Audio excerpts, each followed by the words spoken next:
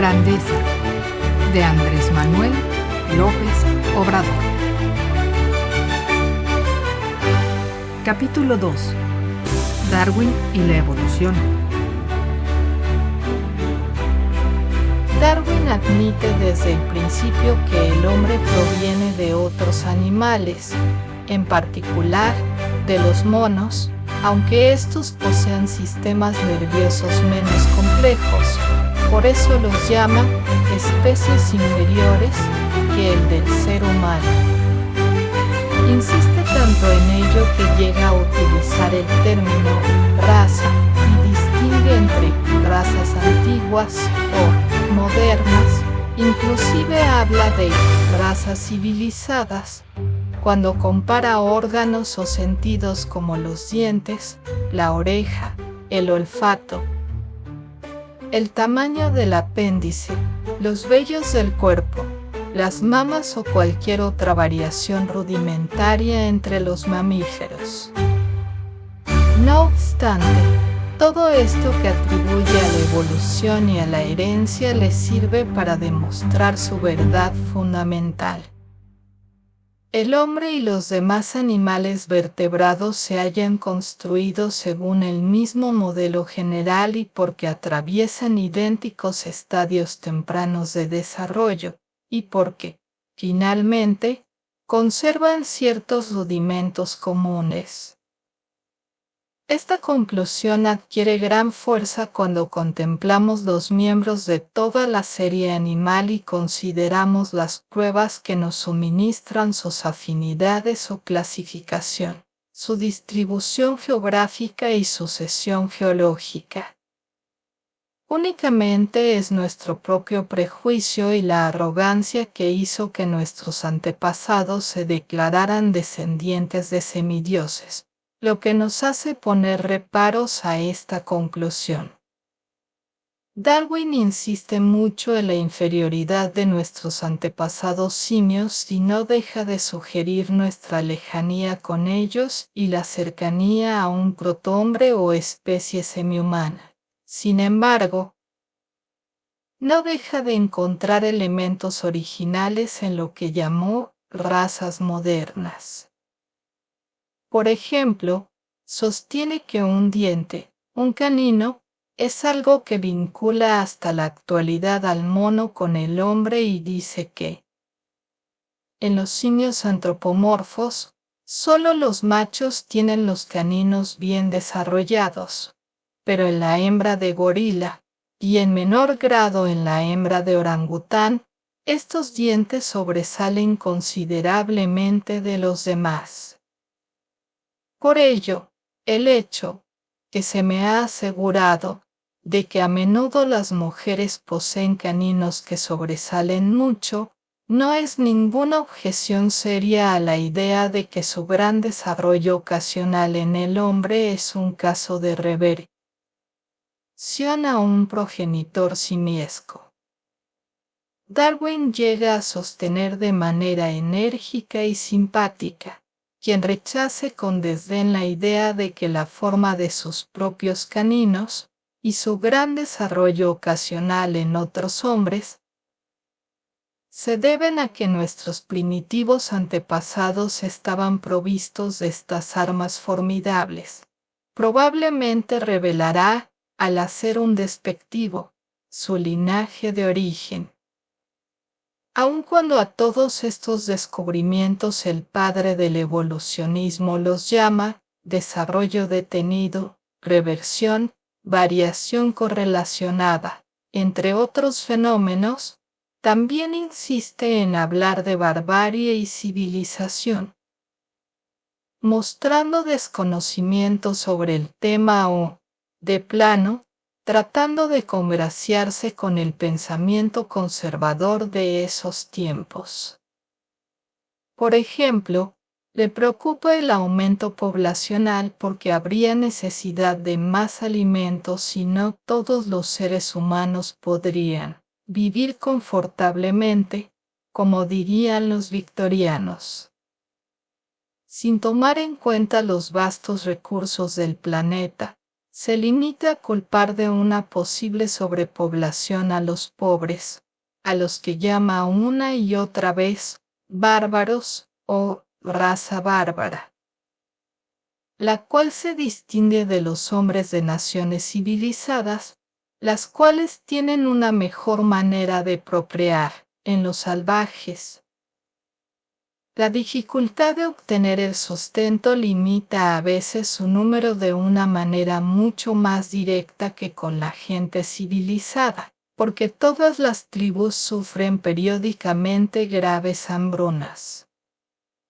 También le tranquiliza que la mayor tasa de mortalidad infantil en las clases más pobres es asimismo muy importante, así como la mayor mortalidad debida a diversas enfermedades. De los habitantes de casas atestadas y miserables, a todas las edades. E indignantemente, se apoya en Malthus para sostener que la capacidad reproductiva es menor en las razas bárbaras que en las civilizadas. Incluso muy tempranamente insinúa que debiera buscarse un control poblacional, pues aunque los salvajes parecen ser menos prolíficos que las personas civilizadas, sin duda aumentarían rápidamente si su número no se mantuviera rígidamente bajo por algunas razones. Y pone de ejemplo lo sucedido en la India, donde, gracias a las vacunas para enfrentar enfermedades y pandemias, se incrementó considerablemente la población. En otras palabras, la ciencia, según Darwin, no debería utilizarse para reproducir salvajes. ¡Qué bárbaro! El científico. Pero continuamos con Darwin, gran científico, defensor del avance físico e intelectual del hombre aun cuando solo tenga en mente a los civilizados y no a los salvajes de su tiempo. Fue, a pesar de ello, un genio que demostró que las especies evolucionan, algo que hoy resulta incontrovertible, también magistral, aunque un poco más rebatible, es su idea de que la selección natural había sido el principal agente de cambio, aunque ayudada en gran parte por los efectos heredados de la costumbre, y en menor medida por la acción directa de las condiciones del entorno. Quizá el error de Darwin fue no pensar en todos los hombres y solo comparar al ser humano original con el civilizado de su época. Pero es notorio que no tomó en cuenta a las sociedades y culturas no europeas de su tiempo. Como naturista, hizo un viaje de 5 años en una embarcación inglesa, el Beagle, y visitó las costas de América del Sur, Cabo Verde, Australia y otros lugares, pero, al parecer, no fue suficiente esa experiencia. Le faltó más tiempo. Así lo expresa cuando habla de que no hay ningún censo de los salvajes, y, por lo mismo, se desconoce su capacidad reproductiva, aunque sostiene que, a partir del testimonio coincidente de misioneros y de otras personas que han residido durante largo tiempo con tales gentes, parece que sus familias son por lo general pequeñas, y que las grandes son raras. Es evidente que solo recibía información de los salvajes, de Australia y de las comarcas de la India, que han resultado despobladas por los estragos que causan los tigres. También de este gran país, como ya lo escribimos, Darwin menciona el aumento de la población salvaje cuando se empieza a aplicar la vacuna, pero pasa por alto que Gran Bretaña dominaba la India en la época victoriana. así como también se repartía África con Francia y Portugal y mantenía gran influencia en el continente americano. En tiempos de Darwin, Gran Bretaña era el imperio más grande del mundo. Poseía parte de Canadá, islas del Caribe americano con esclavos dedicados a las plantaciones y colonias en Asia, como Singapur y Ceilán. Australia había sido convertida en colonia penal. Controlaba, como ya dijimos, parte de la India y Sudáfrica, y mantenía posesión militar con bases navales en Gibraltar, Malta, Heligoland y varias islas del Atlántico e Índico. Pero sobre todo Inglaterra fue la cuna de la Revolución Industrial. Para 1870, ya producía la tercera parte del producto industrial del mundo. Pese a ello, y sin que fuera tachada de salvaje, en Gran Bretaña las jornadas laborales de los obreros eran extenuantes, había trabajo infantil, el salario era mínimo. Y en los barrios de Londres y otras ciudades vivían millones de familias de manera insalubre y en extrema pobreza. Darwin también se esmera en diferenciar la mente y el conocimiento de un salvaje con el de una eminencia o sabio. Habla del gradualismo y de las razas más cultivadas o superiores y afirma que tampoco es ligera la diferencia en carácter moral entre un bárbaro, como el hombre que describe el viejo navegante Byron que arrojó a su hijo a las rocas por haber dejado caer un cesto de erizos de mar, y un Hobart o un Clarkson, y en intelecto, entre un salvaje que apenas usa términos abstractos y un Newton o un Shakespeare. Aunque alienta que diferencias de este tipo entre los hombres más encumbrados de las razas más elevadas y los salvajes más primitivos están conectadas por las gradaciones más finas.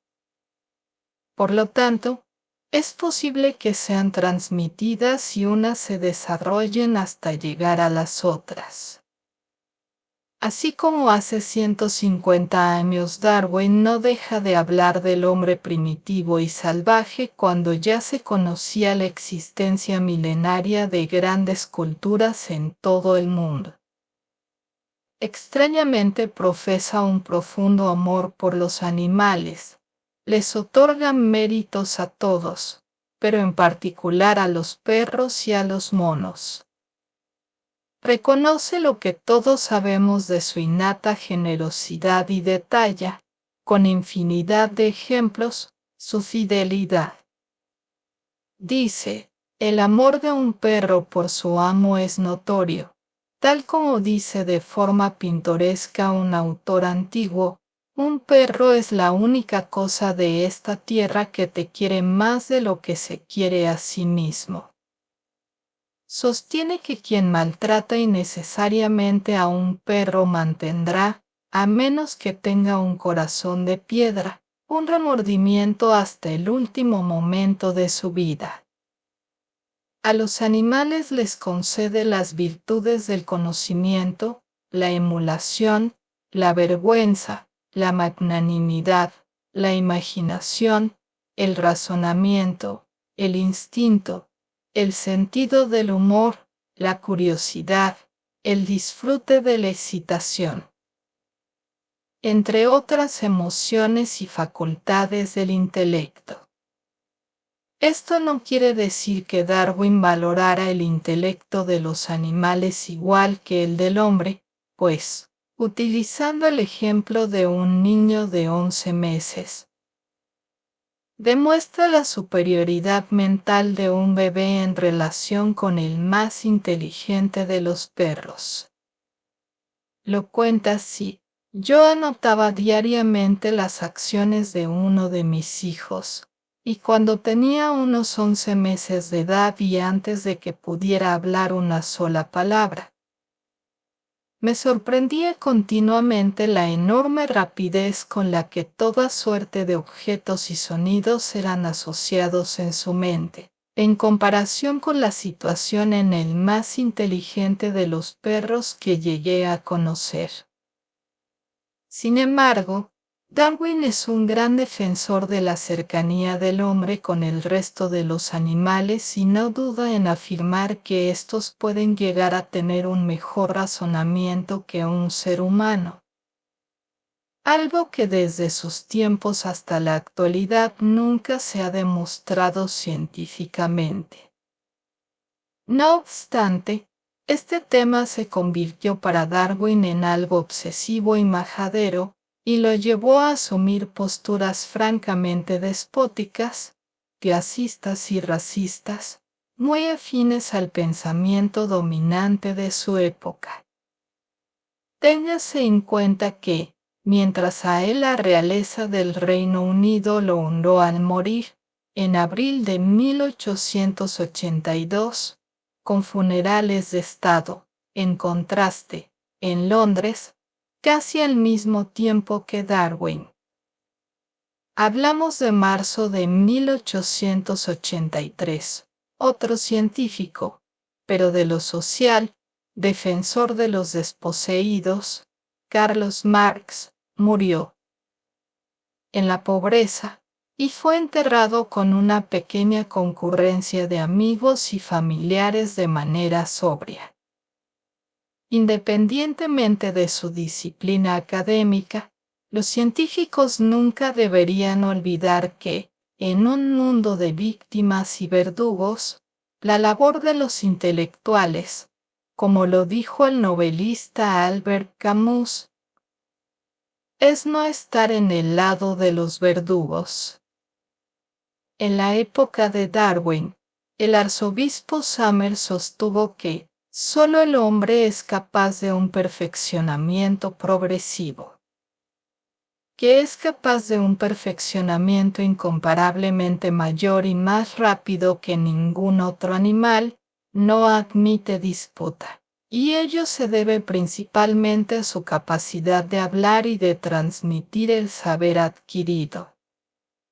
Pero no solo es el arzobispo quien cuestiona a Darwin, como él mismo lo acepta, también otros han dicho que únicamente el hombre es capaz de perfeccionamiento progresivo, que solo él utiliza herramientas o fuego, domestica a otros animales o posee propiedad, que ningún animal tiene el poder de abstracción o de formar conceptos generales, es consciente de sí mismo y se comprende que ningún animal emplea el lenguaje, que solo el hombre tiene sentido de la belleza, está sometido a caprichos, posee el sentimiento de la gratitud, el misterio, etc., que cree en Dios o está dotado de conciencia.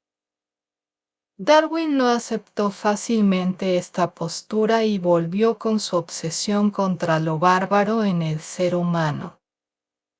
Decía que un perro posee conciencia de sí mismo, mientras que poco puede ejercer su conciencia de sí misma o reflexionar sobre la naturaleza de la propia existencia, la mujer de un degradado salvaje australiano, fatigada por el duro trabajo, que utiliza pocas palabras abstractas y que no puede contar más allá de 4.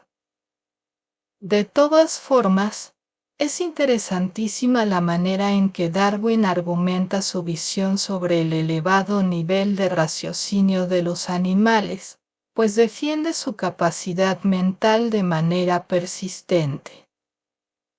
Sostiene que el hombre no es el único animal que puede hacer uso del lenguaje para expresar eso que pasa por su mente, solo que varias especies se valen de sonidos, muecas, ladran de distintas maneras, que, si acaso, Los animales inferiores difieren del hombre únicamente en la capacidad casi infinitamente grande de éste de asociar entre sí los sonidos e ideas más diversificadas.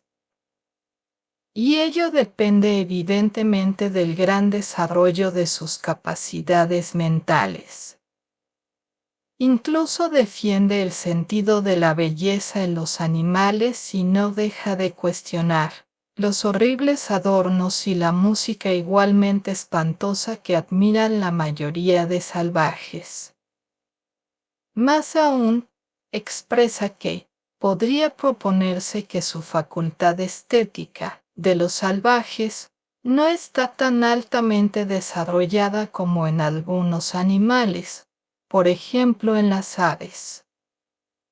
Los casos acerca de la inmoralidad de los salvajes abundan en el texto de Darwin, como lo hemos venido constatando.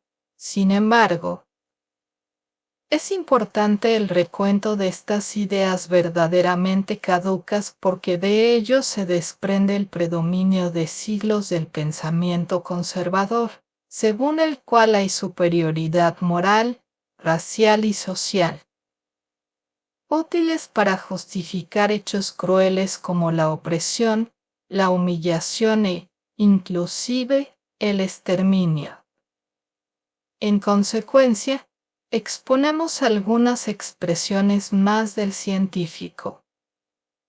Un indio norteamericano queda satisfecho con sí mismo y es honrado por los demás cuando arranca la cabellera de un hombre de otra tribu, o cuando afirma que la conducta de los animales para con sus semejantes no es mucho peor que la de los indios de Norteamérica, que ayudaron a sus compañeros débiles para que mueran en las llanuras.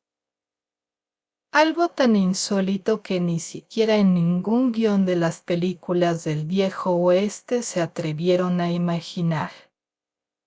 Y en esta otra, es bien sabido que las mujeres y los niños de los indios de Norteamérica les ayudaban a torturar a sus enemigos. Una más. Algunos salvajes sienten un horroroso placer en la crueldad hacia los animales, y añade que la experiencia común justifica la máxima de los españoles: nunca jamás te fíes de un indio. El inglés seguramente desconocía la historia del español Gonzalo Guerrero, quien antes de la conquista llegó a las costas de la península de Yucatán debido a un naufragio, decidió vivir entre los mayas, casarse y renunciar a su nacionalidad, a su rey y a su religión. Posteriormente, combatió y murió al lado de los naturales que resistían la conquista. Está suficientemente demostrado que las atrocidades más inhumanas cometidas en América las consumaron europeos, quienes, como pretendidos mensajeros de la civilización, nunca supieron controlar sus malos instintos cuando estaban de por medio el oro y cualquier ambición de riqueza. Solo le faltó al científico usar la frase de su casi paisano y contemporáneo, el general irlandés Philip Henry Sheridan, jefe del ejército estadounidense que durante una guerra de exterminio de indígenas Kiowa, en 1869, pronunció lo siguiente: el mejor indio es el indio muerto. Pero finalicemos este apartado con otra cita en la cual Darwin reconoce, con sus asegúnes, que la esclavitud, aunque en algunos aspectos beneficiosa durante épocas antiguas, es un gran crimen. Pero no se consideró así hasta tiempos muy recientes, incluso por parte de las naciones más civilizadas. Y este fue especialmente el caso porque los esclavos pertenecían en general a una raza diferente a la de sus amos. No obstante, Darwin no omite que nuestro sentido moral se origina de los instintos sociales. Es conducido en gran parte por la aprobación de nuestros semejantes, regido por la razón, el interés propio y, en los últimos tiempos, por profundos sentimientos religiosos, y confirmado por la instrucción y el hábito. Quizá por su apego religioso anglicano, Darwin acepta, citando el Evangelio de Lucas, que hacer el bien a los demás es la piedra fundamental de la moralidad. Tratad a los hombres como vosotros queréis ser tratados por ellos. Sin embargo, no deja de ver con preocupación que se propague, sin control natural, la especie humana inferior e incluso con una visión a favor de la supremacía. Convicción bastante afín a lo que más tarde se padeció durante el nazifascismo. No acepta que aumente la población de los débiles de las clases civilizadas. Por ejemplo, sostiene: en los salvajes, los débiles de cuerpo y mente pronto son eliminados, y los que sobreviven representan por lo general un estado de salud vigoroso. En cambio, nosotros, los hombres civilizados, hacemos todo lo posible por frenar el proceso de eliminación. Construimos asilos para los imbéciles, los tullidos y los enfermos. Decretamos leyes para los necesitados. Y nuestros médicos aplican toda su habilidad a salvar la vida de cada uno hasta el último momento. Hay razones para creer que la vacunación ha conservado la vida a miles de personas que, debido a una constitución débil, habían sucumbido anteriormente a la viruela. De esta manera, los miembros débiles de las sociedades civilizadas propagan su estirpe. Nadie que se haya dedicado a la cría de animales domésticos pondrá en duda que esto debe ser muy perjudicial a la raza humana.